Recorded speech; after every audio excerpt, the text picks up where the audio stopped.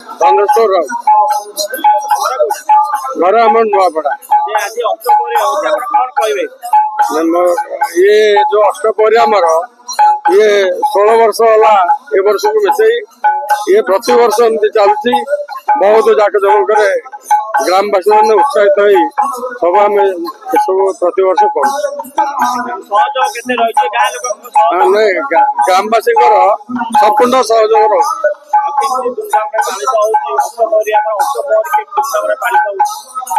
धूमधाम आमर आद्यवास हुए से दिन आम कलश बुढ़िया हुए प्राय 200 लोक ये प्रसाद पाती द्वितीय दिन आमर 2 टाइम रोषे हुए प्राय 300-400 2 टाइम खाती लास्ट दिन जोड़ाक आमर शेष दिन नगर कीर्तन हुए एवं भल पारे भाव गोटे रोषेबास हुए प्राय 1000 लोक खाती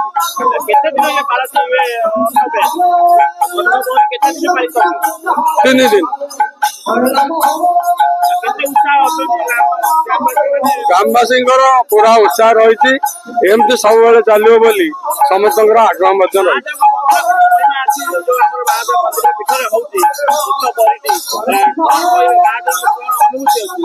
महादेव आमर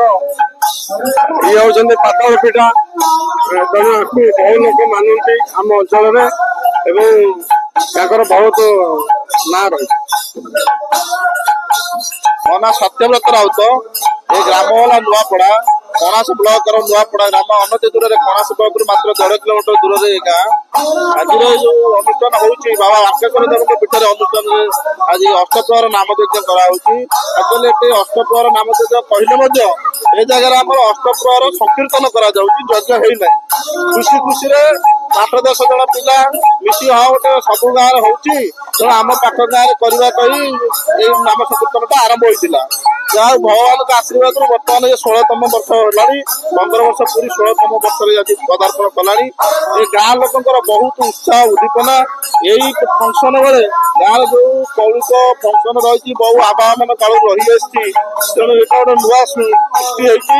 ये जो पिला काम दाम करुले छुट्टी नहीं आज आसी आम मुझे निजे छुट्टी नहीं हेडक्वार्टर लिपिंग आसी गाँव में उपस्थित अच्छी बहुत उत्साह उद्दीपना ये जो फंक्शन करा केवल नुआपड़ा ग्रामवासी साहाय्य सहयोग संपूर्ण भाव साहाय्य सहयोग आबाल वृद्ध मनिता साहाय्य सहयोग कहीं कौ आबा मान बाबा बांकेश्वर देव विराजित बहुत यहाँ पाताल पटा शिव जहाँ मागिब ताहा अपलेके से प्रदान करती 200 मिल रोषे कुआड़ू कमी हम 300 लोक खाई पुणी आम बढ़ी 16 वर्ष कौन बाधा विघ्न होनी केत आम भितर मनातर हुए बंद करदे ये करदे पुणी कुआड़ कौन हुए ये पूजा सारा पुणी पैसा बढ़े भगवान एमती समस्त आशीर्वाद रखी था